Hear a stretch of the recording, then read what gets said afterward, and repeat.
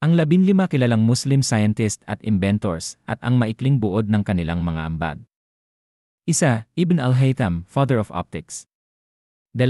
Jabir ibn Hayyan, father of chemistry. 3. Muhammad ibn Musa al-Khwarizmi, father of algebra.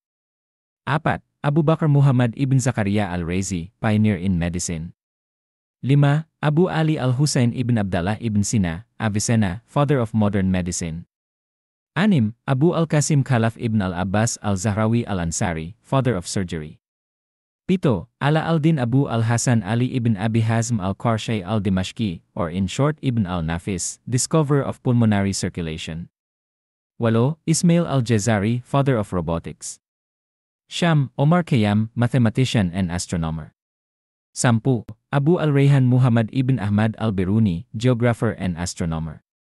11. Abu Yusuf Yaqub ibn Ishaq al-Sabah al-Kindi, philosopher and scientist. 12. Fatima al-Fihri, founder of Al-Qarawiyyin University. 13. Thabit ibn Qura, astronomer and mathematician. 14. Ali Javan, co-inventor of the gas laser. 15. Abdus Salam, Nobel laureate in physics. Para sa mga susunod na kaalaman, huwag po kalimutang mag-subscribe, click ang bell notification, share, at mag-like.